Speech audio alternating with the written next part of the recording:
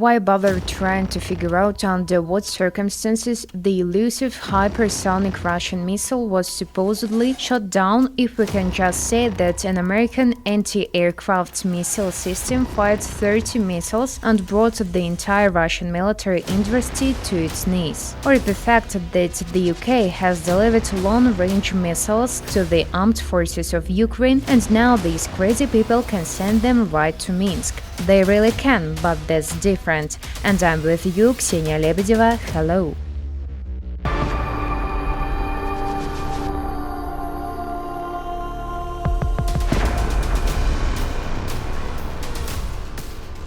Today, Ukraine is a testing ground where they not only dispose of obsolete weapons, study and test new ones, but also test certain methods of information warfare, the impact of aggressive information, fakes, propaganda and counter-propaganda on a person. History is now being made in Ukraine, on which we will later learn the information confrontation. And the art of warfare in all its manifestations are now being improved. And it is in Ukraine that we observe in active confrontation between the armed forces with the support of information forces. Take the case of the American anti-aircraft missile system, which, having fired 30 missiles, allegedly shot down the Russian hypersonic missile Dagger. But is it that simple, or is it a victory in words?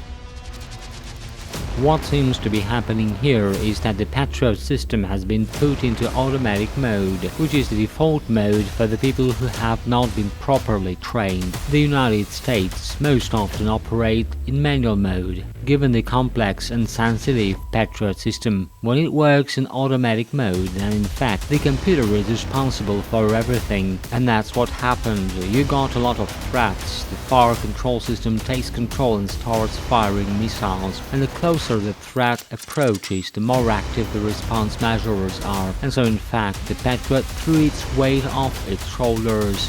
It fired all 30 missiles and then was disabled. Simply put, in order to use this air defense system, it takes a lot of time to prepare. The Ukrainian military does not have this training. Therefore, they use automatic mode, throwing all 30 missiles to one fire control point. Although everyone understands that putting all the eggs in one basket is short-sighted. Looking at this approach, American military experts agree that no matter what technological weapons are transferred to Ukraine today, they will be not used 100% because the armed forces of Ukraine do not have or lack experienced specialists. This is the first thing. And secondly, whatever the terrain of the military, it is possible to get into the Dagger flying at a speed of Mach 10 only by chance. Dagger goes to the target vertically at a speed of about 12,000 km per hour. At this speed, no locator can catch it as a target. At such speeds, the locators do not work. In order to shoot down a missile at that speed, you have to send the missile in advance to the point it will reach in some fractions of a second. And at that speed it can also maneuver, so it's hard for me to believe precisely because of purely technical data, the laws of physics, that it can be shot down by a Patriot missile.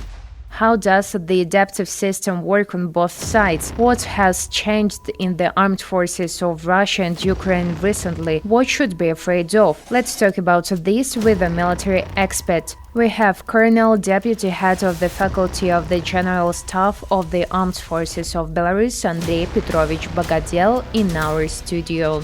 Andrei Petrovich, hello. Hello. The armed forces on both sides have now been re-equipped. They adapt to the new systems that are being introduced. Tell us how the work in the field is carried out in general from the point of view adaptation. How fast is this going on now? How did it happen before, and what is the reason for rapid adaptation today? The special military operation itself, in fact, broke many stereotypes, especially in the conduct of modern armed conflicts. This is on the one hand. On the other hand, on the contrary, it revived many approaches and views, primarily classical ones. Even 2 or 3 years ago, it was difficult to imagine that today we would face a positional confrontation with trenches and air assault weapons used to carry out raids and opposed by anti-aircraft missile systems according to classical scenario. And all this applies not to some single means of weapons, but to the art of war in general. Look, a number of scientists, research institutes at one time said that the tank on the battlefield has practically outlived its usefulness, that artillery is destined only for auxiliary role of supporting infantry. In a battle between the anti-aircraft missile system and the aircraft, the fate of the anti-aircraft missile system unfortunately is sad. This is on the one hand. And on the other hand, those who believe that quadcopters, multicopters, drones are a child toy and hypersonic is a cartoon, today look simply ridiculous and are trying to catch up with yesterday. For example, the Russian Federation and its armed forces at the beginning of the military operation were indeed equipped as the most modern army, the most advanced. It still is, but the conductor of the armed conflict has changed, the goals and objectives have changed. As I said, a positional confrontation began. They began to call up reservists and accordingly remove equipment from service.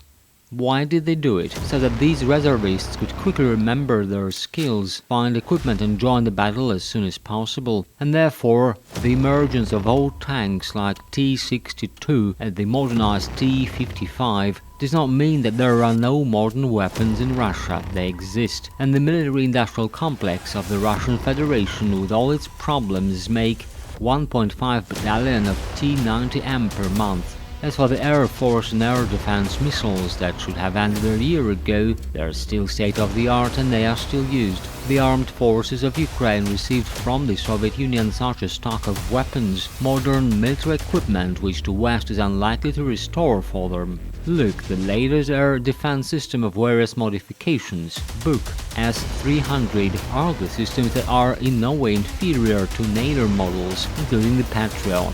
The very same T-64, T-72 tanks of various modifications, including modernized ones, are not inferior and in many respects surpass the existing NATO ones. Ukraine lost all this during the special military operation. For some reason, the armed forces of Ukraine and Ukraine as a whole are trying to present everything that the West gives today as some kind of know-how, some kind of miracle weapon because it is Western. But in fact, if we compare the characteristics of the Patriot and the S-300, the S-300 is superior in many respects, both in target tracking and in the number of target tunnels what can be shot down. This clearly suggests that today this is just informational self-deception. If we talk about the missiles that the UK supplies today for the armed forces of Ukraine, in particular the Storm Shadow with a range of up to 300 kilometers, which is now taking the LPR where the missiles did not reach before. How can they be hit today and how quickly does the Russian system adapt? First of all, I should say right away that Storm Shadow is a serious missile. This is a cruise missile that entered service in the late 1990s and early 2000s. This is a joint development of the UK and France. In France, it just has a slightly different name, Scalpel. Such missiles were sold to about 10 countries. Why the range is up to 300 kilometers? Because in accordance with the Convention on the Non-Proliferation of Missile Technologies, a certain range is given with which these missiles can be sold. Such missiles entered service with Ukraine. They are made of composite materials. They are inconspicuous, fly at low altitude, and most importantly, we talked about the digital maps of Belarus that France did not provide for Ukraine. These digital maps are just put in the memory of this missile. Objects are also put in memory, that is, the image of the object that are supposed to hit. And in this case, the missile can operate completely autonomously at low altitude, up to 10 or 20 meters above the ground. Going to any object, it is impossible to defeat it by means of electronic warfare. It can only be destroyed by physical impact, that is, by a missile. There is no need to adapt their air defense system for the use of cruise missiles. Russia has all the necessary means for this. The S-400 complex, which is much better than all the complexes that are currently in service with NATO. These are the S-300 and Buk complexes. Well, at small distances, the Tor and Panzer are very effective against these systems. Therefore, I do not think that the effectiveness of the NATO missiles will be ultra-high. Yes, they can be detected. The only thing is their detection distance. But they will in no way be a prodigy. This is just another means that allows to somewhat worsen the situation of the Russian troops, but in no case to a critical state. These missiles are inferior in their characteristics to Caliber, let alone the hypersonic missiles used by the Russian Federation. After receiving it, the armed forces of Ukraine began to boast about where these missiles can reach and even posted a map with Minsk among other targets. How should these be treated?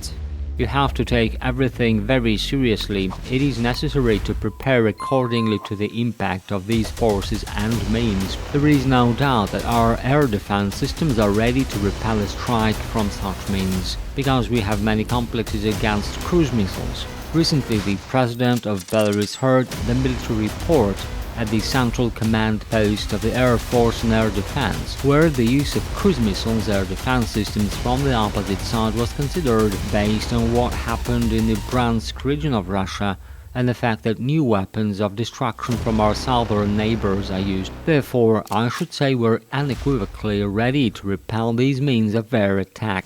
After receiving the Storm Shadow missiles from the UK, the Ukrainian propaganda was probably most happy. It is they who today created the illusion of victory, the illusion of the strength of the Ukrainian military, covering their weaknesses with the victorious will.